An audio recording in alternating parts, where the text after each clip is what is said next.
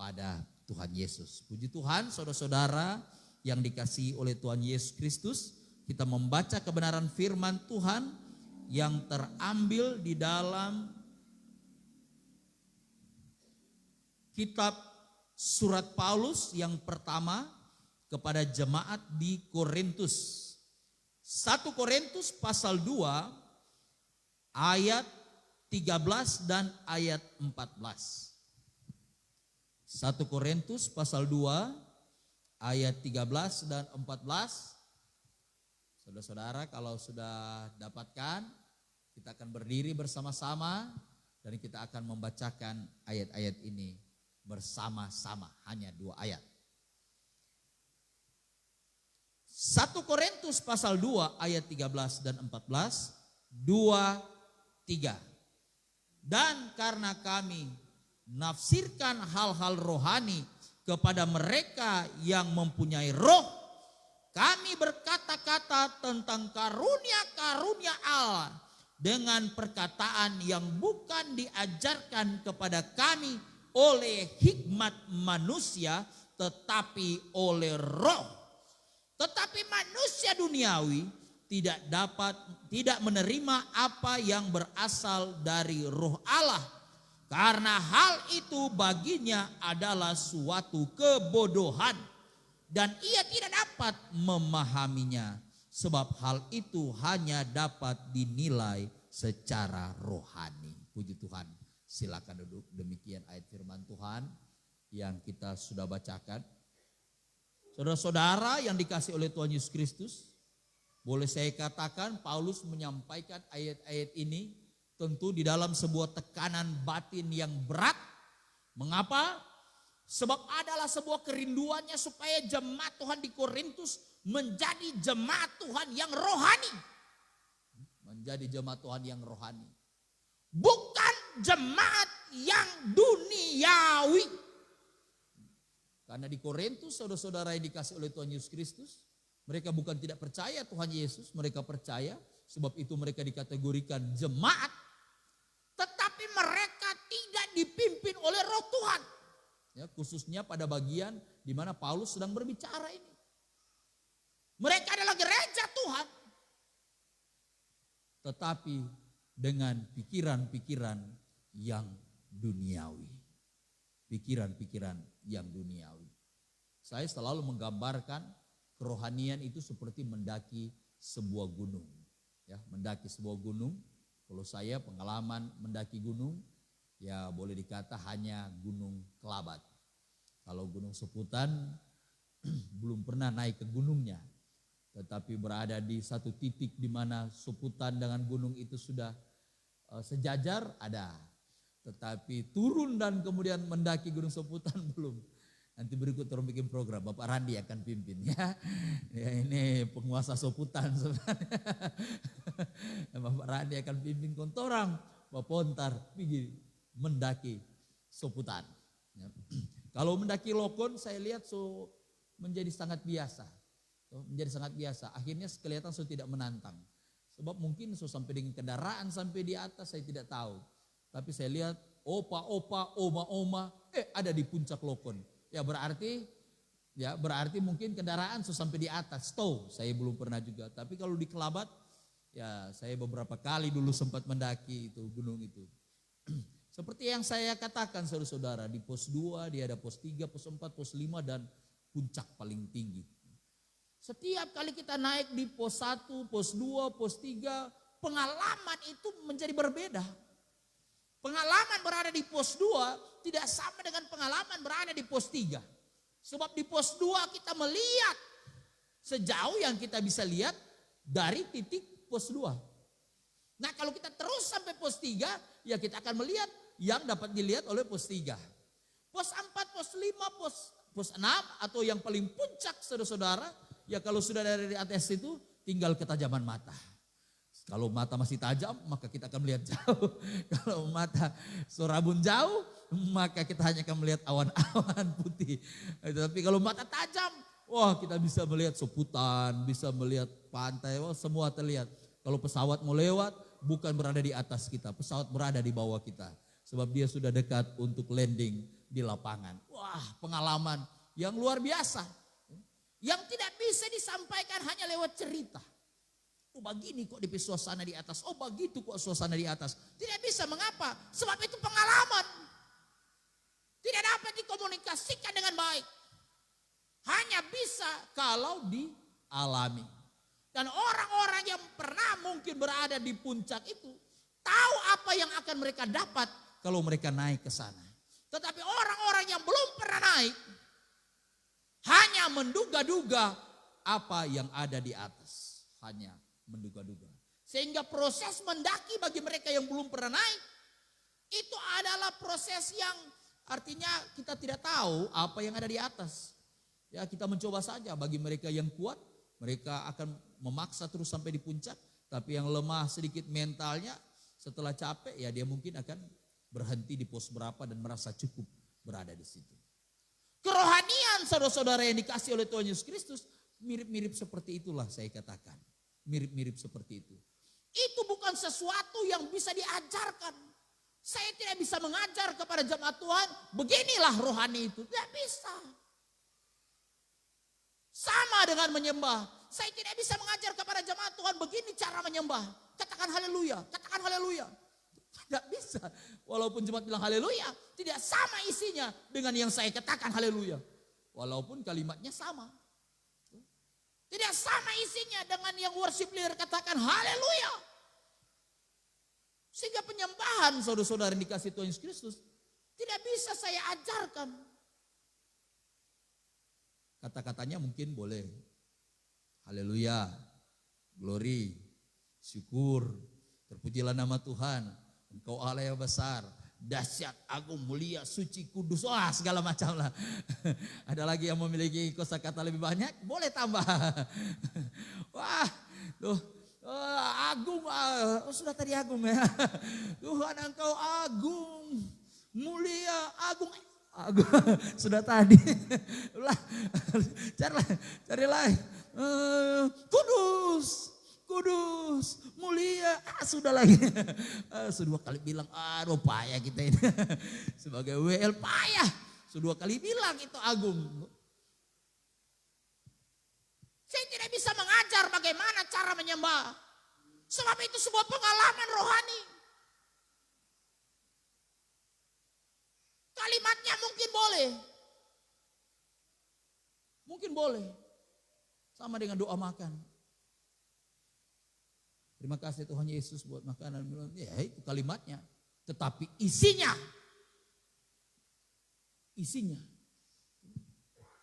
Makasih Tuhan Yesus. Kau sudah menolong kami sepanjang hari ini. Berkatilah ibadah ini dari permulaan, awal, pertengahan sampai akhirnya. Dari permulaan, pertengahan sampai akhirnya. Kau sudah menjaga kami dalam perjalanan. Doa-doa yang saya belajar dari SD sampai anak 2. Tuh, masih itu terus dia bilang. Terima kasih kau sudah menjaga kami dalam perjalanan kami sehingga kami boleh tiba dengan selamat. Berkatilah ibadah ini dari awal, pertengahan dan sampai dari SD ada saya belajar itu. Soalnya doa. Sedangkan DP anak semua bahasa roh. DP papa masih. Berkatilah ibadah ini dari awal, permulaan, pertengahan sampai akhir. Masih di situ. Cuma tuh ada saya belajar dari SD. Tidak bisa diajarkan itu doa. Kalimatnya boleh. Tetapi muatannya tidak bisa. Demikian juga dengan penyembahan. Kalimatnya boleh diajarkan. Gerakannya boleh diajarkan. Ya tuh gerakan. Kalau pelayanan saudara-saudara di Papua, orang bilang kalau jemaat masih menghadap mimbar, roh Tuhan belum bekerja. Biar semua angkat tangan begini, biar semua menangis lah luar biasa. Kalau masih menghadap mimbar, orang bilang belum. Mari kalian sudah putar begini saudara-saudara. Dia bilang sudah itu roh Tuhan sudah bekerja. Katanya begitu. Jadi kalau orang beribadah masih menghadap muka, kata begini masih menghadap mimbar, bilang belum. Tapi kalau haleluya. So ada pintu keluar saudara-saudara. So itu dia.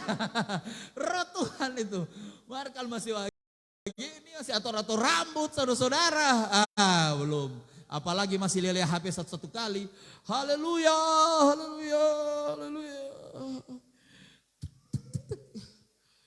Gloria. Belum. Kalau masih atur-atur posisi saudara-saudara, masih cari-cari Pastor Kim di mana. Belum itu. Haleluya, mana dia pas bawa kena cahaya, cek, aduh, kena. Habis ibadah pastor, mana tuh tadi? Jangan upload itu, Mana tuh tadi pastor? Oh, pastor. Duh, pas mana tuh tadi? Bahasa Korea lah. Itu tadi, jangan upload itu pastor. Oh, saya keluar kemarin besok, ada begini. Seumur hidup tercela seumur hidup. Aduh, ada begini. Lagi saya lihat ya, baru bukan mau menghakimi dan ini cuma pelajaran for jemaat. Masing-masing jodohin Tuhan. Menyembah sambil foto diri sendiri. Bagaimana lah ini? Baik Pak, suruh orang lain ya, ngomongin tukang foto. Saya juga suka mendokumentasikan ibadah. Tuh ada saat-saat dimana saya ngerasa ini saya perlu dokumentasikan. Gitu. Markomannya enggak sementara ibadah kalau saya dokumentasikan. Aduh, gitu saudara ya, tidak menghakimi siapa-siapa. Ini pelajaran for jemaat saja saudara. Itu sudah jolly kalau begitu saudara. Yang lain sedang berdoa sungguh-sungguh. Oh dia jadikan background. Begitu di belakang ada menyembah begini. Dia sedang foto begitu. Lawatan ala dahsyat. Dia tulisannya captionnya lawatan ala dahsyat. Cak, begitu tuh. Lain belakang ada menyembah. Lawatan ala dahsyat. Tak, dia foto. Dan dia muka dia ada foto gitu. Tak. Dan main mata tak. Lawatan ala dahsyat. Gimana ini saudara-saudara? Ada lagi lain. Belum foto. Sementara mereka menyembah. Lihat sekali tuh tangan ini. Dia yang pegang sendiri tuh kamera. Sambil menyembah.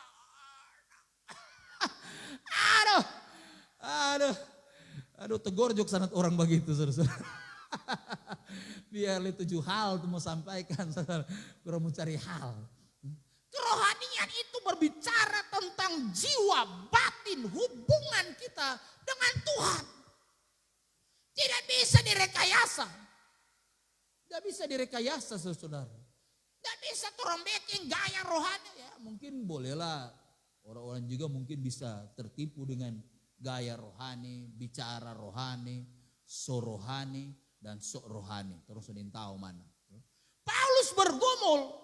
Mengapa? Sebab jemaat-jemaat yang ada di Korintus ini sekalipun jemaat Tuhan, bahkan ya beberapa di antara mereka memiliki karunia-karunia, tetapi Paulus katakan kamu masih manusia duniawi. Sebab itu dia katakan karena kami menafsirkan hal-hal rohani kepada mereka yang mempunyai roh. Roh ini huruf besar. Perhatikan juga cara membaca Alkitab. Saya pernah melihat ada yang berkhotbah, saudara bilang, lihat ini roh huruf besar. Tetapi sebenarnya roh kecil itu hanya dimulai setelah titik. Jadi kalau setelah titik semua huruf besar. Mau bilang apapun, mau tulis apapun, ya itu huruf besar karena setelah titik. Jadi setelah titik, apapun mau bilang di situ, tetap dia huruf besar. Mereka M besar. Karena setelah titik, ini kan cara menulis. Mobil itu M besar, sebab roh. Walaupun dia bilang roh manusia, tetap roh huruf besar karena setelah titik. Tetapi ini saudara-saudara, roh ini bukan setelah titik, tetapi sebelum titik, bahkan sebelum koma. Ada di bawah sebelum titik, ada. Ini roh besar, ini roh Allah. Kami hanya dapat berbicara tentang hal-hal rohani kepada mereka yang dipimpin oleh roh Allah. Itu yang dikatakan, dimaksudkan oleh Paulus. Mereka yang tidak dipimpin oleh roh Allah, percuma kita bicara hal-hal rohani. Mengapa? Tidak akan masuk. Camuntep saudara-saudara. Nyanda akan masuk. Orang mau bicara kepada hal-hal rohani, kepada orang yang tidak dikuasai oleh roh Allah, baginya itu adalah kebodohan. Kebodohan. Lu mau panggil baku tantang lagi. Jangan dipikir. Karena itu Paulus katakan bahwa hikmat manusia itu adalah kehinaan. Di hadapan Allah itu tidak ada nilainya. Mengapa? Sebab mereka begitu mengandalkan hikmat itu. Tetapi tidak dikuasai oleh Roh Allah. Pandai bicara, pandai berargumentasi. Tetapi bukan digerakkan oleh Roh Allah. Pelayanan pekerjaan Tuhan, saudara-saudara, hidup saya dan saudara harus dipimpin dan dikuasai oleh Roh Tuhan. Kalau itu tidak terjadi. Ada bagian ayat firman Tuhan yang mengatakan kalau dari segi umur seharusnya kalian sudah menjadi pengajar-pengajar. Tetapi faktanya susulah yang harus aku berikan. Mengapa? Sebab daya tampung rohani tidak cukup untuk menerima hal-hal yang rohani, saudara-saudara yang dikasih oleh Tuhan Yesus Kristus. Tidak cukup untuk menerima hal-hal yang rohani. Tidak ada itu pelajaran tentang menjadi rohani, tidak ada. Ini juga pelajaran tentang menjadi rohani, tapi artinya bagaimana membuat orang menjadi rohani hanya dengan pelajaran. Tidak jadi.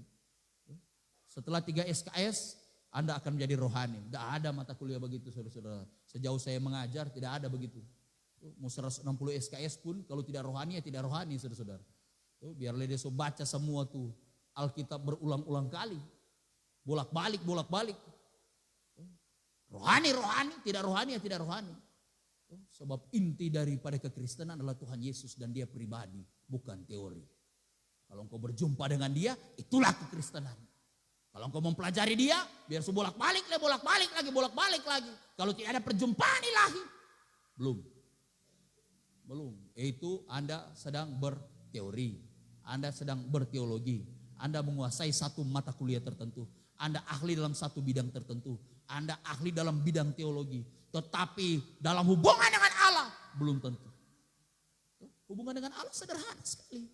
Tuhan Yesus katakan kepada orang-orang di pinggiran tidak mengerti teologi, bukan ahli kitab, bukan ahli Taurat, bukan orang-orang Farisi, bukan orang Saduki, bukan orang Eseni, orang biasa-biasa, orang pinggiran, tidak mengerti teologi yang hebat. Tuhan Yesus katakan, apakah engkau percaya? Dan dia menjawab, ya Tuhan, saya percaya. Tuhan tidak bilang, percaya berasal dari bahasa apa? Coba engkau uraikan. Ada 100 pertanyaan. Kalau engkau jawab 90 benar, engkau sembuh. Ada 100 pertanyaan. Kalau 75 benar, engkau sembuh. Di bawah 70, fail. Gagal, tidak bisa sembuh. Belajar dulu. Tidak ada. Maka engkau percaya, maka dia menanggapi perjumpaan itu dengan kalimat yang sederhana. Ya Tuhan, aku percaya. Jadilah kepadamu menurut iman. Jadi mereka lulus dalam tes surgawi. Tes manusiawi mungkin tidak lulus. Karena kalau ahli Taurat yang akan tes mereka, pasti tidak lulus. Kalau ahli Taurat yang akan tes. Taurat kita terdiri dari berapa? Ada berapa banyak pasal, ada berapa banyak ayat? Mungkin tidak lolos, saudara-saudara. Apa maksud Musa dengan mengatakan ini? Wah, apa? Ya tuh, orang dikasih susaki, tuh so butuh Tuhan, masih ada suruh pikir keras. Apa itu? Sekarang mau cari tahu apa, saudara-saudara? Tinggal buka HP, yang penting ada data, ada Android. Mau cari apa? Sedangkan turun iman sendiri, orang boleh tanya, imanku adalah, imanku boleh dengar lagi DP suara. Imanku menurut ini adalah, itu imanku. Imanmu adalah, iman kita adalah, boleh bicara, tanya. Tanya apa dia jawab, biar mau salah-salah tetap dia jawab. Tetapi perjumpaan ilahi menjadi rohani, itu adalah hal yang sangat personal. Kedalamannya saudara-saudara tidak ada batas. Kalau engkau sudah masuk 10 meter, engkau masih bisa boleh masuk 20 meter. Sudah masuk 20 meter, 30 meter engkau bisa terus. 30 meter engkau sudah masuk, engkau boleh masuk 40 meter. Batasannya di mana? Batasannya hanyalah waktu. Kalau Tuhan sudah bilang 50 tahun, selesailah.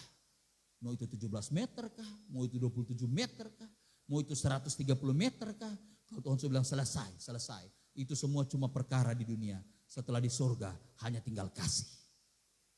Tetapi sekarang kita semua diberikan kesempatan oleh Tuhan untuk mengenali Dia, untuk mengikuti Dia, untuk bersekutu dengan Dia dalam sebuah kedalaman rohani yang saya tidak bisa ajarkan. Karena itu saudara-saudara, saya juga menyampaikan ini bukan dengan kehebatan seperti kata Paulus, kehebatan kata-kata, kehebatan hikmat, tetapi semoga roh Tuhan akan membuat kita mengerti. Sebab tidak ada khotbah yang dapat membuat kita kemudian menjadi orang-orang yang rohani seperti yang dimaksud oleh Paulus. Tidak ada. Itu hanya datang dari keterbukaan kita masing-masing kepada Tuhan. Ketika kita terbuka kepada Tuhan, ketika kita berkata kepada Tuhan, Tuhan ini aku. Tuhan pakailah hidupku. Ketika kita berkata kepada Tuhan, pakailah hidupku. Maka pintu terbuka. Pintu dulu saudara bunyi. Pintu terbuka. Tetapi kalau tidak ada suara apapun dari jiwa kita kepada Tuhan, sepanjang ibadah, orang-orangku mau memujimu.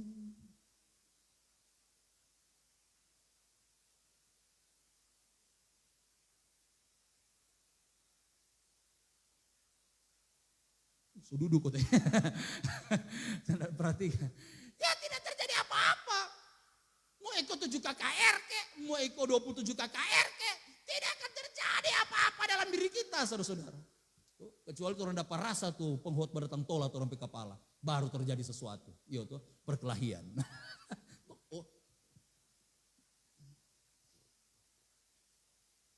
Ada yang baru mulai dia sudah mengambil keputusan. Saya tidak mau rebah. Sudah ambil keputusan saudara.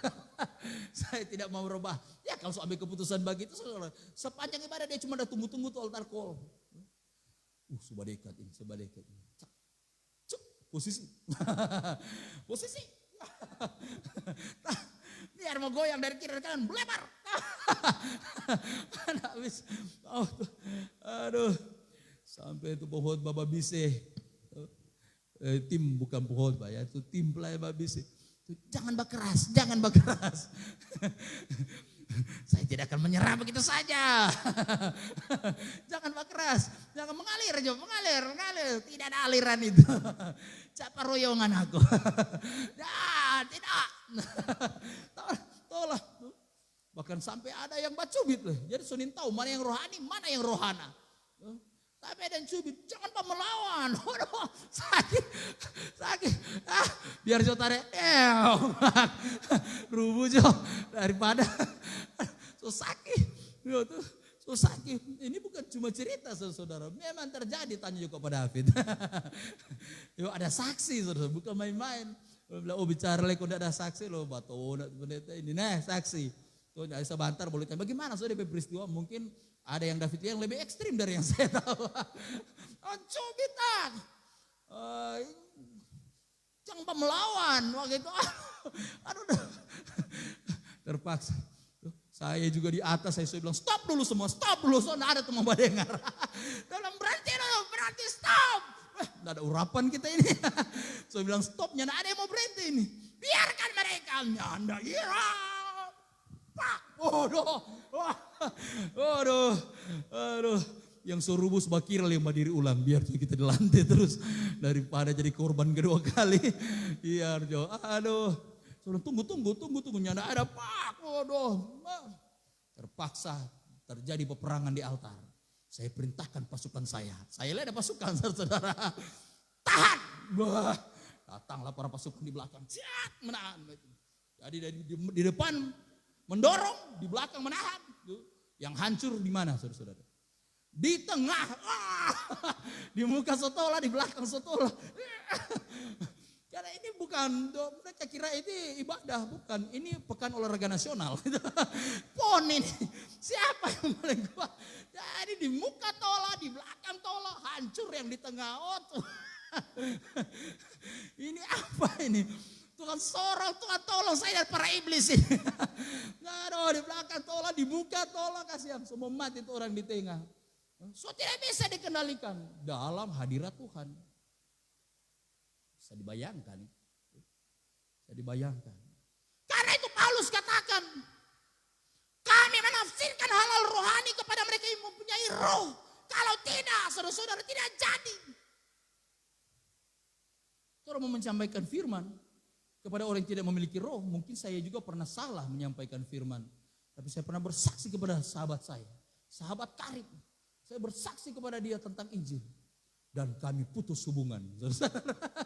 Putus hubungan. Gitu. Dia merasa dia telah disolimi. Karena saya bicara Injil sedangkan dia seorang muslim. Gitu. Bicara Injil. Tak. Mesti begini. Kalau anda terima Tuhan Yesus. Anda mati masuk neraka. Binasa.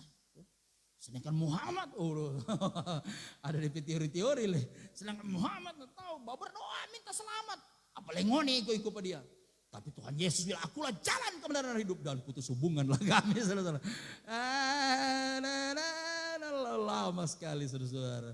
Ya, baru bisa pulih kembali. Lama sekali baru pulih kembali. Dia suka diam. Mungkin dia pikir itu semua taruh nih satu ini.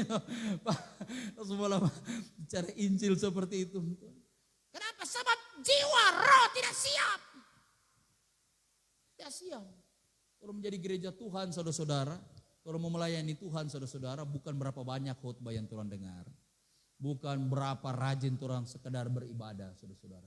Tetapi apakah ada kehausan dalam jiwa kita kepada Tuhan? Apakah ada kerinduan dalam jiwa kita untuk melayani Tuhan? Adakah, saudara-saudara? Kerinduan dalam jiwa kita yang kita sampaikan kepada Tuhan secara personal. Kalau ikut suruh mari maju yang mau melayani Tuhan, so ada DP modifikasi sedikit. Mengapa? Sebab terjadi di hadapan umat. Nah badiri kita mar. Siapa tuh David nak badiri? Ya terpaksa. Semua yang mau melayani Tuhan mari maju ke depan. Nyanda mau badiri mar. Duh orang lia-lia tuh. Aduh David tuh aja ada mau badiri. Aduh sabantar mudah pemarah ini. Emang kau nak maju ya David? Kita reangku. Kita reangku. Kata, waduh. Dapat tolak lagi di kepala. Jadi dia bilang, siapa yang melayani Tuhan, mari maju ke depan. Maju sih. Tetapi yang saya maksudkan terjadi secara personal. Yang orang sampaikan kepada Tuhan dalam doa, mungkin di dalam kamar kah? Mungkin dalam perjalanan kah? Mungkin di kendaraan, di mobil kah? Di motor kah? Dan mungkin kita sejenak berhenti sejenak. Dan kemudian berkata kepada Tuhan, Tuhan inilah hidupku, Tuhan pakailah hidupku ini. Itu tuh kerohanian saudara. Itulah yang sungguh di hadapan Tuhan. Bukan berarti yang terjadi ibadah seperti ini palsu, tidak. Terjadi di depan umat palsu bukan berarti tidak. Masing-masing dengan Tuhan. Tapi Tuhan katakan kalau engkau mau berdoa kepada Bapa, masuk dalam kamar. Kunci pintu. Tidak usah taruh di pintu jam doa dari jam 1 sampai jam 3. Tidak usah. Jangan diganggu. Belum lagi kalau selesai status. Mohon tidak diganggu. Sebab 3 hari ini saya akan doa puasa. 7.000 like. Gitu. Sudah lebe-lebe. Sudah lebe-lebe dan DP jatah. Akhirnya di surga banyak utang. Bukan banyak hadiah, banyak hutang. Sebab terlalu banyak dia ambil di bumi. Tidak sebanding dengan yang dia lakukan. Jangan ganggu, saya sedang berdoa. Sampai besok. Wes. Di kamar, seluruh dunia tahu. Belum dia di kamar, dia live. Tak. Jadi ikat begini. Sampai itu jerawat di sini besar sekali layar, saudara-saudara. Karena dekat sekali itu kamera. Belum kali bicara banyak saudara. Lihat seluruh isi mulut. Sudah lihat saudara-saudara. Ini sana nggak DP bel, lihat saudara. Bicara. Tuhan. Beda kalau mau melayani umat bolehlah. Orang bikin siaran ibadah seperti ini live. Untuk melayani jemaat-jemaat. Tapi doa pribadi saudara-saudara, taruh begini. Di dalam kamar, tetapi terbuka kepada seluruh dunia. Baiklah kita secara personal saudara-saudara, secara pribadi datanglah kepada Tuhan. Berdoalah kepada Tuhan dengan bersungguh secara pribadi saudara-saudara, masing-masing. Dengan Tuhan kita berdoa, Tuhan inilah hidupku. Tuhan pakailah hidupku. Bukan karena saya mengajarkan demikian. Tadi pendeta dia bilang apa? Inilah hidupku, tukar dua kote apa ya? Apa tukar dua ya? Aku tanya di WA, apa kote tukar dua? Bukan saudara. Ini masalah panggilan jiwa kita di hadapan Tuhan. Kita datang kepada Tuhan dalam kesungguhan. Tuhan, ini hidupku. 2021 sudah lewat Tuhan. Syukur masih ada 2022. Saya selalu beritahu kepada jemaat Tuhan, oh kasih yang terlebih waktu ini terbatas. Terbatas. Waktu untuk beribadah juga terbatas sekali, hari Minggu saja. Kalau saya khutbah begitu agak lama mungkin 1,5 jam sampai 2 jam. Kalau sudah agak lama mungkin seperti ini. Dibandingkan dengan semua terumpi aktivitas lain yang begitu banyak dan padat.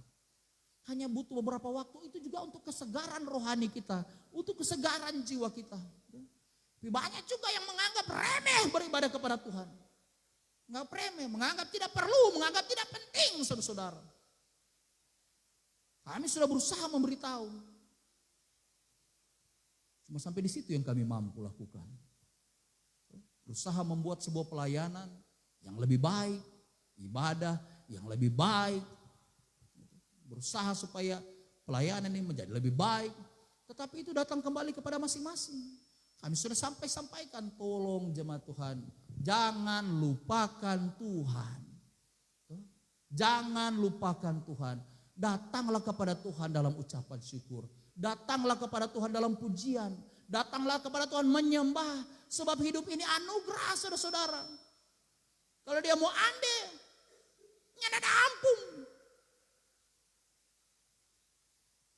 Saya yakin, saya tahu bahwa Tuhan sengaja memberikan kepada saya beberapa pengalaman hampir pulang. Sehingga saya setiap hari selalu berpikir syukur bahwa hari ini masih ada. Syukur bahwa hari ini Tuhan masih kasih. Sebab orang boleh lihat kuat-kuat, sehat-sehat saudara-saudara. Kuat-kuat, sehat-sehat. Tiba-tiba berangkat.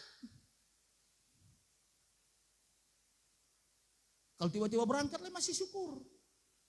Kalau lama berangkat, bagaimana? So minta-minta Tuhan angkat jauh, Tuhan angkat jauh. Cakep. Mau bikin apa? Siapa mau melawan? Siapa mau perintah? Perintah betul Tuhan. Angkat sekarang. Tak.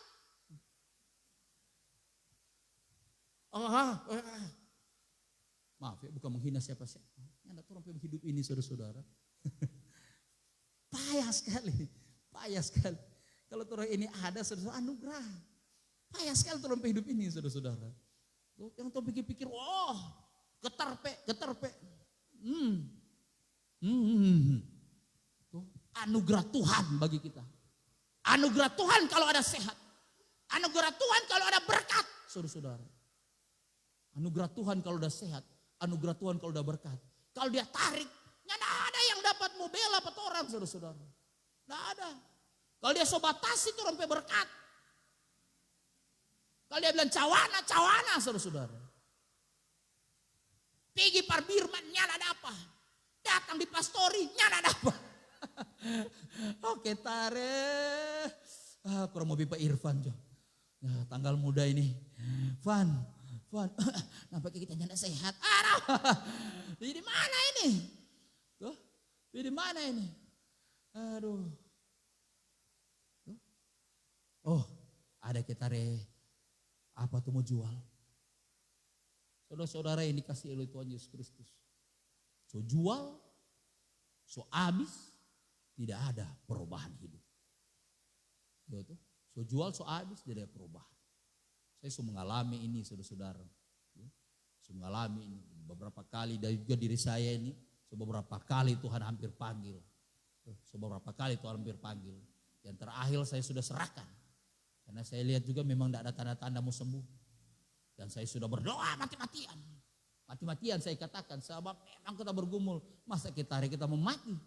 Ya toh, masa Tuhan, masa kita semua mati? Masa dalam usia kita kayak begini? Saya panjang lesan ikilah. Apalagi kalau saya mati, saya tahu. Menurut pikiran saya. Yang menangis tidak banyak. Yang tertawa lebih banyak. Kita suka kalau kita mati banyak orang menangis. Jangan cuma orang tertawa. Aduh, orang ini kalau kita mati sekarang ini banyak yang mau tertawa bukan mau menangis. Paling Resa lah menangis. David tunggu-tunggu. Mau menangis atau tertawa?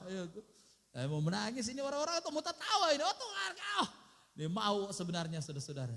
Bukan saya tidak mau mati saudara-saudara. Sebab semua orang kan ke sana.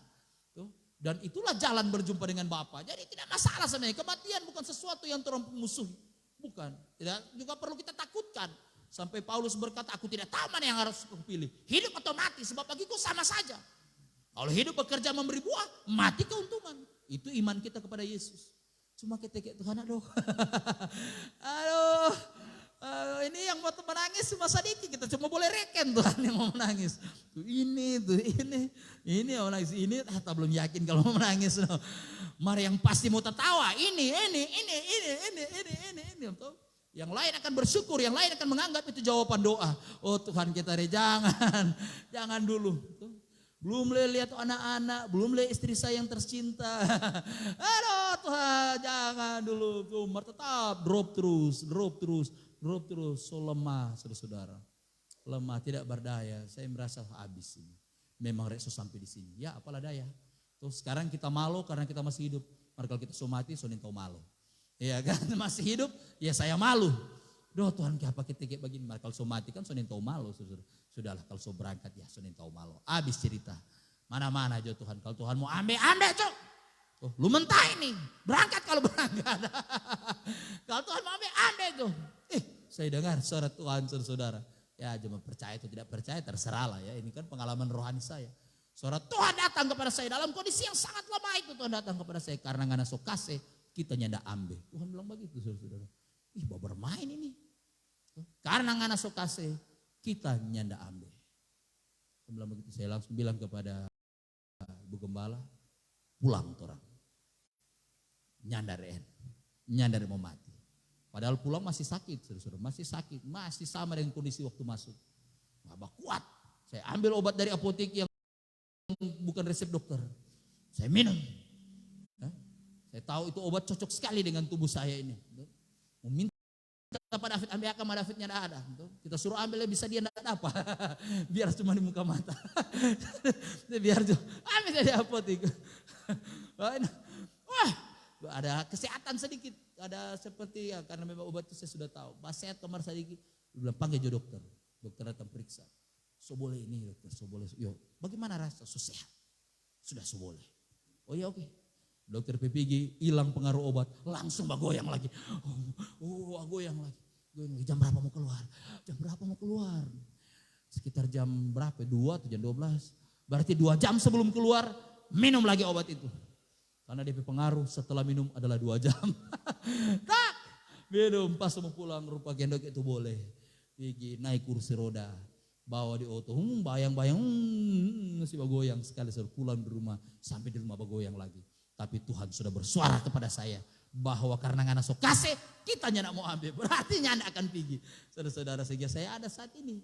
Masih melayani pekerjaan Tuhan. Walaupun Tuhan tanggungkan kepada saya hal-hal yang berat. Tapi it's okay lah. Tuh, daripada mati boleh lah. Tuhan bilang ngana mau pikul berat. Hidup. Suka ringan biar jauh berat. daripada le semua panggil biar jauh berat. Cas apa-apa. Hidup kita ini terbatas saudara-saudara. Orang mau hidup seperti apa kehidupan ini?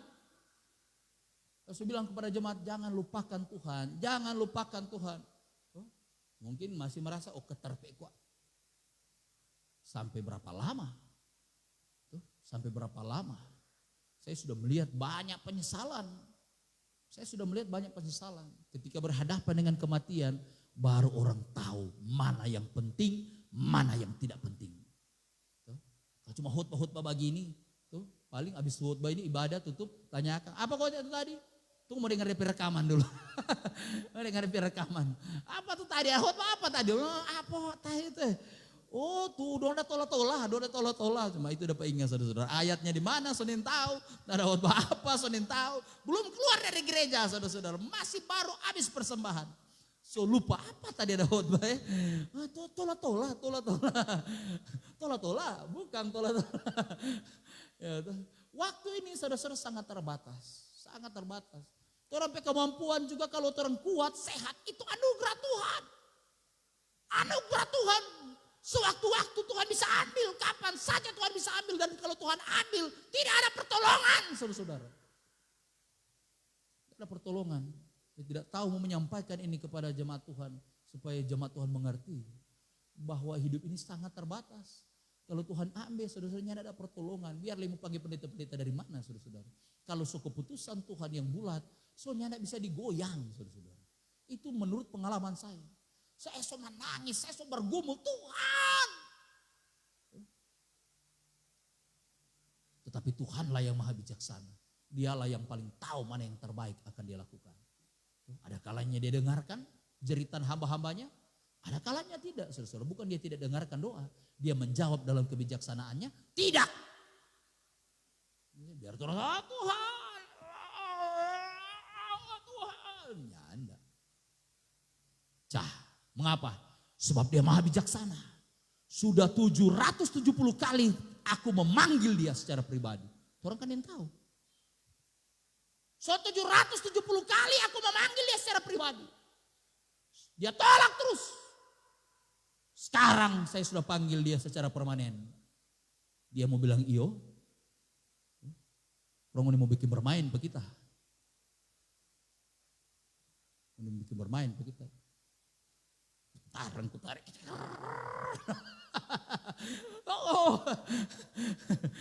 Saya tidak mau menakut-nakuti jemaat Tuhan. Saya juga tidak mau berkhotbah terlalu berlebihan. Saya cuma menyampaikan pesan ini. Jangan sampai tahun 2022 lewat tanpa terjadi sesuatu dalam terumpi hidup. Tuh kurang lebih mau datang. 2023 pasang petasan. Kira ada lihat dari langit itu petasan itu. Dia tiup kemarin ini bumi dia bagarasa dikit habis sama orang saudara. Tapi kalau Tuhan berikan orang waktu, kesempatan saudara-saudara. Mari orang hargai hal-hal rohani saudara-saudara. Mari orang hargai hal-hal rohani yang Tuhan mau kerjakan dalam orang hidup. Hargai saudara-saudara. Kalau roh Tuhan mendorong kita untuk berdoa, hormatilah, berdoalah. Kalau roh Tuhan mendorong kita untuk menyembah, hormatilah apa yang didorong oleh roh Tuhan itu, menyembahlah. Kalau roh Tuhan mendorong kita untuk bersekutu, beribadah, dengarkan. Hargailah hal-hal yang rohani. Kalau roh Tuhan mendorong kita untuk melayani, berikanlah hidup kita. Katakanlah kepada Tuhan, ini hidupku Tuhan, pakailah aku. Jangan sampai saudara-saudara, kurang toreng yang minta-minta. Tuhan ini hidupku, Tuhan ini hidupku. Tuhan bilang, so lewat. Kesempatan sudah lewat. Tetapi sekarang kita masih diberi kesempatan. Jemaat-jemaat Tuhan yang beribadah, banyak juga jemaat Tuhan yang lain yang saya lihat tidak datang beribadah. Saya mau bilang apa saudara-saudara? Kami melayani menyampaikan firman Tuhan. Melayani berusaha menyampaikan hati Bapa. Tapi hidup kita masing-masing berdiri di hadapan Tuhan. Amin. Renungan firman Tuhan.